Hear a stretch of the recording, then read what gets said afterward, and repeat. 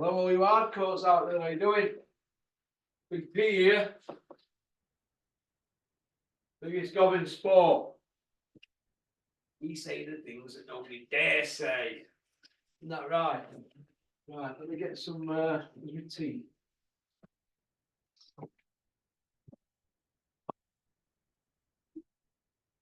Can't beat a good cup of tea in the morning, can you? Well, what's been going on? Hey? Oh. Tank. And then how you talk. A lot of people are saying that Tank's a bottle job. No, not fight, I know you. Look, we have weight divisions for a reason, don't we? Unless I know you is some Manny Pacquiao, Pac-Man, whatever, sort of guy. I don't see him beating Tank, but Manny Pacquiao went up for weights, didn't he? From probably the smallest weight you can get up to light middleweight, didn't he? Or super welter. Oh, can't beat a cup of tea with honey in the morning. So, do I see Tank beating? I know you if they fight. Yeah, I do. I see Tank beating him for the simple reason that he's been round block, hasn't he? And I just think Tank don't waste his punches. But I think it'd be a good fight. I think it'd be a really good fight, and it's a super fight, isn't it? Really, it is a super fight. Two undefeateds going at it. It really should have been Anthony Joshua and Deontay Wilder, shouldn't it? In the fall of 2017, like we was promised. But if they can make that fight, the powers that be, I think that's a great, great fight. I can get behind that. And if it's in Japan, be interesting, wouldn't it? Because I think I'm allowed there, aren't I? What do you reckon, Julian? Should we dip into our double gyros? Go to Japan if it's in Japan. All this talk about Big Meech, Hrgovic, and Ngannou. Look, when Tyson Fury was going to fight Ngannou, what did Joshua have to say about that? And Eddie, cut on. We heard, didn't we? We know what they were saying, don't we? Hey, we heard it all. And now we're just going to batten the hatches down now, the pals with Queensbury, and say, what's good for the goose is good for the gander. It is what it is. I think personally it'll be Hrgovic, because surely he'd want to have a world title fight, wouldn't he? Wouldn't he want to chase Fury down or the Usyk rematch, like he did the Andy Ruiz one? Surely you'd want to go after Usyk, wouldn't you? If you were a man, you want to correct that. It's a bit like Carl Froch, isn't it, really? He fought Kessler in Denmark, where Joe Calzaghe he cancelled, paid Kessler extra to come to UK. Broxton, he flew in over ash cloud, didn't know, under it. They had rematch in UK. Ward didn't want to come to UK. You can only do your best, can't you? You can only do your best. So you would have thought Ward would have come to UK, wouldn't you? But I think Ward personally were a bit sore that the Cobra got to Butte before him, because he wanted the Cobra to put miles on Butte, but Butte win, didn't he? But didn't work out like that. But Ward, you're a bottle job for not coming to UK. Just like Floyd Mayweather, you won't come out your backyard, would you? Anyway, if it goes for Ngannou, I'm going to rinse them. If they go for Hrgovic, I'm going to rinse them anyway. Because they're not the fights that I wanted and that they've been talking about for the last year or so. Are they really? We've been talking Wilder. We've been talking Joshua, haven't we? That's what we've been talking while he's fighting his stiff. So if he fights Ngannou, we're talking losing to Usyk 2 times. Then we've got Franklin, Elenius, Wallin, and whatever he's called, and Wally. I call him Wally. Big Walt. Franklin, hilarious. Big Walt. And now they've got a guy, if they fight him, who's had 1 boxing match in his career and lost it on paper. Right? 1 match. He's had 12 rounds as a professional boxer. No, 10 rounds. And If Joshua fights him, God, here you go. But you can see why I'm like I am now, can't you? Hey, you see all you people who are watching, and all of you will give me sticking comment section. Only 42 comments today, this morning when I got. Oh, that's good. That only 42, but all positive except one. So must be getting popular. But look, we know what's going on, don't we? We know what's going on. But you can see why I'm like I am, can't you? With this, I'm just distrusting, aren't I? Distrusting. And you know the best thing about it is, I'm surprised that no big team have come and took me away and tortured me to death. I've had that before, it didn't bother me.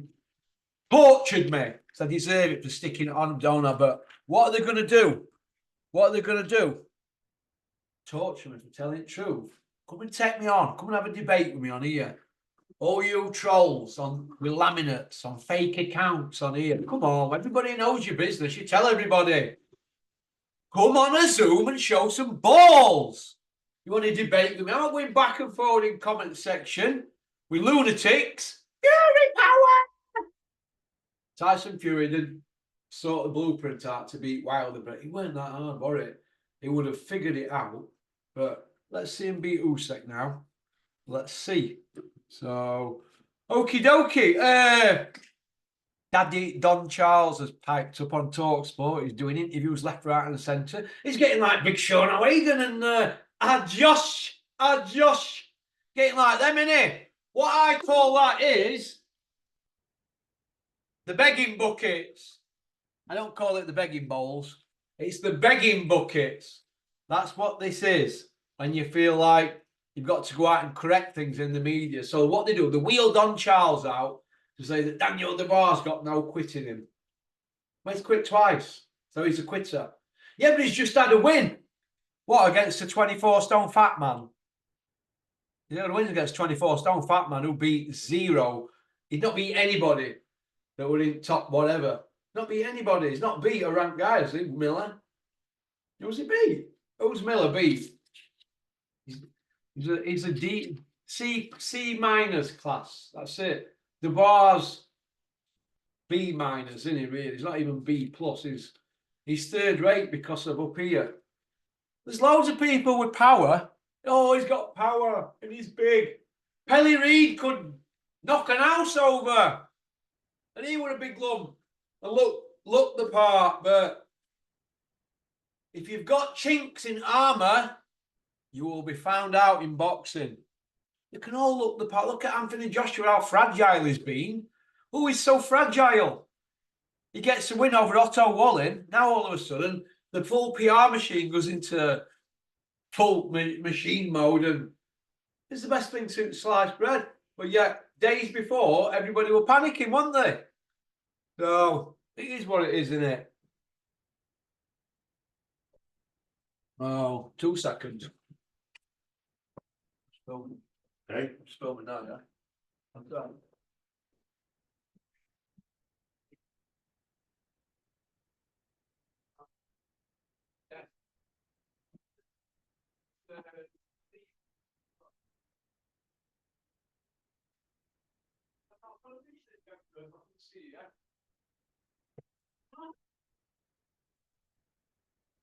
So it is what it is. What? Don Charles is going to come out and go into bat for his guy, innit? That's what goes on. He's going to say there's no quitting him, he's just beat Miller. Look, let's see him in with somebody who's a top 15 guy. We'll talk then. All right? We can't really gauge Daniel DeBar over his win over Miller, but he didn't quit this time. He kept going. But is that what we're going to be looking for every time he fights now? Oh, he didn't quit. He's not a quitter. Look, you quit once, you quit again, you quit twice. If it's not in you, it's not in you. It weren't in Mike Tyson when he got it. Dish it out. Can they take it? Look, flat track bullies, I call them. All right? I don't know, but DeBar. I'm just looking at it. Oh, I'm looking at it. I know what other trainers say, but Don Charles has got to get in there and he wants pain, doesn't he? He's got bills to pay. You know, he'll go to bed with an anaconda.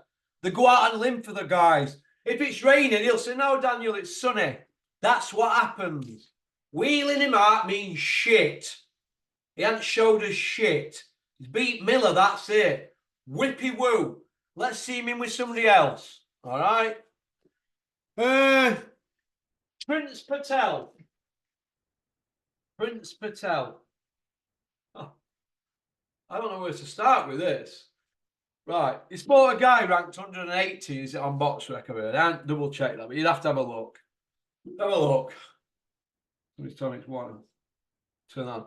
180 rank, and whatever Prince Patel is, they're fighting for a vacant belt.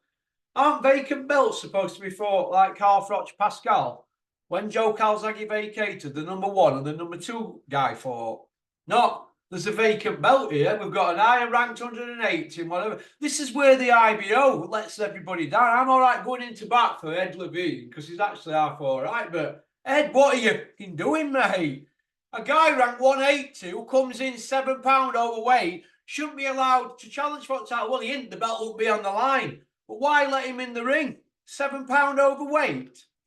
It's not even a proper title challenge, is it? At that weight as well, £112, 8 stone. So you've got an 8 stone man fighting an 8 stone 7 man, an old man as well at 8 stone 7. So basically, he's been gifted a belt, and he's the first Indian world champion. Well, listen, he was born in Blackburn. You're a grip of yourselves. People putting videos out and this and that, and I don't even want to hear about all that stuff, other stuff that they were going on about. Look, the guy's a crank. Prince Patel, you're a crank. You know what you need? You need somebody getting you in an headlock and plucking all that hair out like a chicken. Wind me up.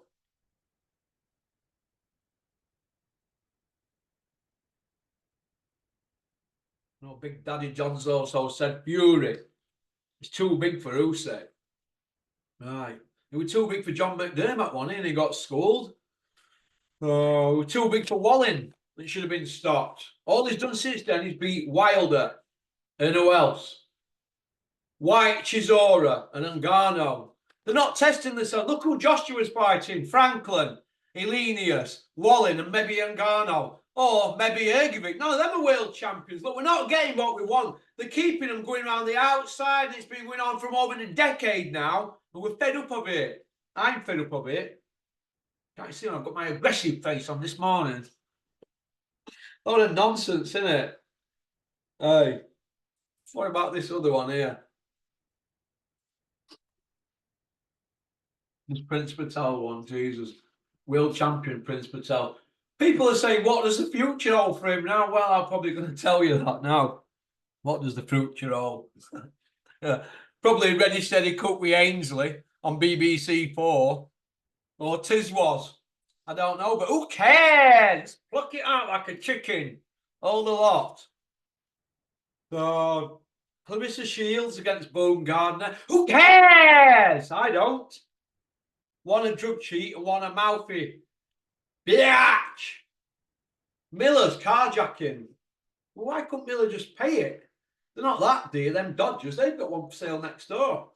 Actually, it's all right, 83,000 mile on clock, but 675 years tax. And it's all right, good value. All right for 3.5 bags, isn't it? That a Dodge. 4-wheel drive Dodge, 83 miles to the clock. They're a right solid bus and right kick weight, but who wants to pay 675 tax? But good on fuel, diesel.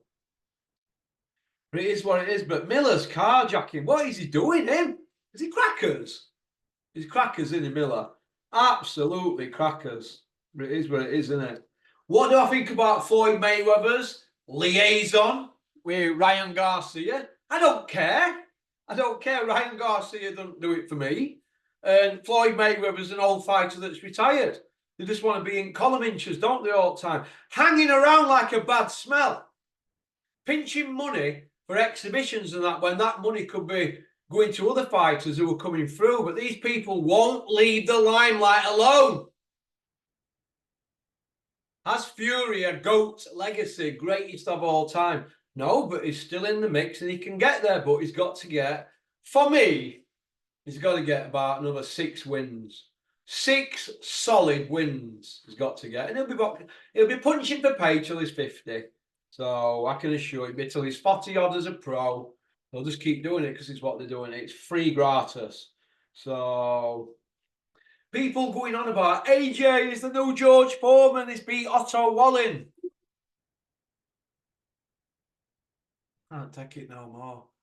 Otto Wallin, his former sparring partner. He beat him twice in the amateurs, knocked him about, put hands on him in sparring, touched him up. So basically, he's just going in with somebody who he's done hundreds of rounds with and beat twice and knocked about. How is that a squeaky bum fight like Eddie were talking about? Do you know what, Coogan? I've got a squeak here on my bum. I've just seen Eric Molina on pads. I'm worried for Anthony Joshua. And they've got Johnny Nelson there. Attack him. This could be a tough night for Joshua. Look, they talk shit. They're saying it's trying to make out it's a 50-50 fight. When have we seen Joshua in a 50-50? When? Vladimir. That's it. Ruiz rematch. That's it, really, isn't it? Come on. That's it. There ain't any others. Where were he in a 50-50? Where were he ever going into a fight where he were underdog or it were a 50-50? Come on. Hey? Then two 50-50 fights. Two. And I think it was favourite in both of them. So don't talk to me about Joshua being this risk taker. Go and look at his CV and where them guys were in their ages at the careers. People talk shit. He's the new George Foreman because he's beat Otto Wallin. Get back to his best. We'll get him with Usyk then or Fury for winner. Forget your Ngannou and your Ergovics. Nobody cares about belts and this and that. And we want to see the big fights. You've been dragging it out for ages. I hope these Saudis flog you all. Oh. This is what it is, isn't it? Charlie Edwards calling Paul Butler out. I don't know how I feel about that. I don't know how I feel about that, but I don't know. Is Charlie Edwards struggling to get a fight now? I don't know. Where is he at in his career now, calling Paul Butler out? And he just left that gym. He just left that gym and there's bad feeling. And then he's trying to get a payday with a two-time world champion from that gym. I don't get that. I don't get that at all. Why would they give him a payday when they won't give Terry Harper one? Don't they understand how Joe G works? You're not going to give Charlie Edwards a payday. And actually, I think it's a good fight. But sometimes if you upset the establishment or the main characters, the main players in boxing, they come back, don't they? And think, you know what? No, there's no hope for them. And I think that's a shame because I think that's a good fight. I've seen Charlie Edwards spar. And I remember seeing him sparring. And I were with Gary from Welcome Estates and John. And there were a few of us watching, Jack Massey and that. And I watched him and I thought, I couldn't take my eyes off him. I couldn't take my eyes off his technical skills. Were like, I think he's a better technical fighter than his brother, who's obviously the bigger name. But both being world champions, aren't they? But he impressed me. He really impressed me. But he's in that weight division where people just say, who cares? So I don't think he'll get the Butler fight. I don't know what they're going to do with him, but I can see Charlie Edwards signing with Big Ron on a Big Ron ticket deal. That's where I see it ending. So good luck to Charlie Edwards with that one with Paul Butler. You're going to need some luck for that one. Spencer Oliver says Callum Smith is elite. On the strength of what is Callum Smith elite? Who has Callum Smith beat? Who's Callum Smith beat? Who? Who was his best win? A one-arm bandit, Grovesy boy. He beat Grovesy boy. That's it. He had one arm. Groves were bullied into that fight by Calla and Joe G. I'll just tell it straight. They were bullied into that fight, in my opinion. That fight should have been put back another couple of months. But if you're the trainer of a fighter, you're going to go into bat for your guy, aren't you? So you've got to tip your hat after Joe G, haven't you? Really? I think they'd have waited for another couple of months for that tournament because they had their arms and leg in it, didn't they, really? But I think there was some skullduggery behind the scenes, and I think Groves panicked and took it. That's what I think. But I think that Callum Smith did the same thing when he fought Canelo. I think he sold himself short, taking it at very, very, very short notice for little money. That's just my opinion. I'm entitled to it. So Spencer Oliver, stop being a cheerleader. All right, you do not work for Callum Smith. You are not employed by him, and he is not elite. Show me 3 elite wins that he's got. Not double figures elite wins, like the rest of them in the UK, who are all the famous. And you know what I'm on about, pop, pop, bang. We're on about Mundo. He ain't got a prayer of getting in Hall of Fame with that CV. Yeah, he pinched the Ring Magazine belt, pinched it. You've not got a prayer at Hall of Fame. Not a cat in hell's chance if he retires after his next fight. No chance. But it is what it is. So he needs to get a move on, doesn't he? But they've waited it out for a beat to beef. So in their heads, in the tiny heads, you can imagine Smith's thinking, we've got an edge, he's 39.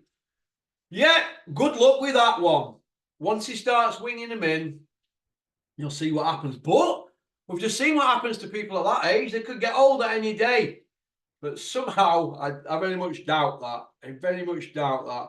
So I want to talk about world level. World level, the difference between world level and European level. I think I mentioned it the other day. Can I just say this? If you're in top 15 rankings, right, your promoters lobbied you to get you in there. We know what happens, right? I've seen it with my own eyes. Just because you're in the top 15, it don't mean you're world level. It don't mean that. It don't mean that at all.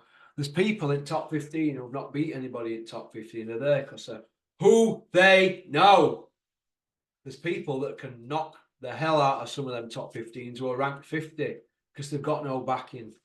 That's how it works. All right? So, okie dokie. How long have we been going here?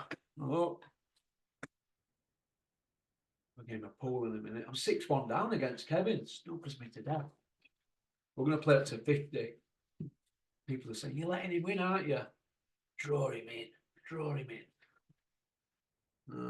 My dad sent a cue up for him. We feel sorry for him, don't we? Trying to beat him with one of them with screw-ins. We've shaped a tip for him and everything is of it. No. You notice I've not got eating on because he's here. Millionaires are just sitting in their houses with big coats on. Can't say too much, he's dieting. Right. So if AJ don't fight a champ next in Fury or Usyk, Porky, or #1 ranked Ergovic, does that mean Joshua isn't about hard fights and legacy? He's just about money. Do you know what? When I was reading that, I thought, who sent me this? Isaac Lowe. To tidy it up a bit. We spoke about that earlier. It's about money. It's called prize fighting. They tell us it's legacy, so you think they're great. So you tune in. It's about money. All right? You want to see them when they cut the money up on a Monday. Like flies around shit. Have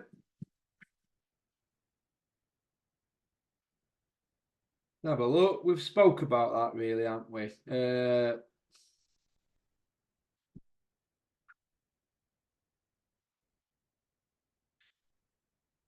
Eddie Hills, the 6-0 Iceman from Billericay. Oh, by way of Eduardo.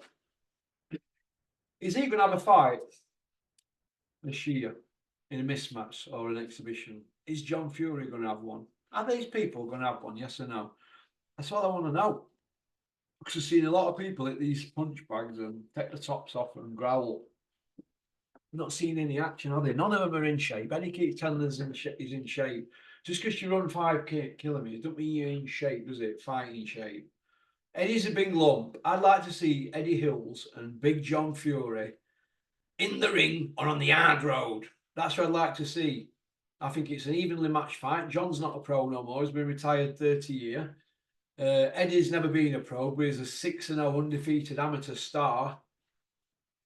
Running through division like you could never imagine. Hills, in between steaming into wicket like Bob Willis for Essex and running about 10 different businesses. The man is Superman, but I agree with his opinion on transgender, same as I agree with everybody else I've spoke to about it. It's a freak show, isn't it? Freaks! Freaks! Transgender in boxing. What next? Are we going to have men competing in women's 100 metres at Olympics? Is that what we're going to have next? Because they like nail varnish and,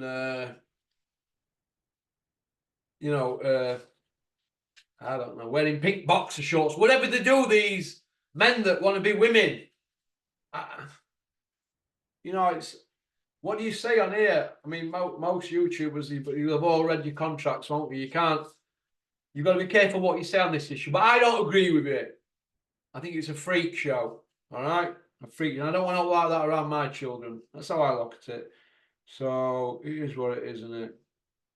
It is what it is. It is what it is. I spoke about Juggies earlier, and Juggies, Spencer, I know you're watching because I've heard back. I think you're turning into, or you're morphing into, you got Juggies like that. You're going from that Juggies guy, you're morphing into, Horsecock. You're morphing into Johnny Horsecock. You are. Do you remember when Johnny were flying high at sky with Bean and Eduardo Hills? The scripts they were writing there were unbelievable. Hats off to Ed Robinson. What a weapon you are. But this is how I look at it. Them scripts that they were passing about there were utter shite. And Ed Robinson, you should know better. Don't forget, Ed, we had a night out and we spoke about boxing, didn't we? And then I watched all them things and all them scripts. You're just full of shit like rest of them, mate. You're a company man morphed into a job at Sky who does as you're told. That's it. I thought you were like me. You're not like me at all. You put that first. I understand if people have got families and that, but turn your hand to something else. People who sell the souls. No time for them. No time for them whatsoever. So that's about it. I get my breakfast now. 2 slices of toast, small granary, half a tin of tomatoes, and that's it. I'm now getting a pour. Oh, you mean to take some readies on. No. Thanks for liking and subscribing and leaving a comment. Okie dokie. Max, ring me. Go on, peace out.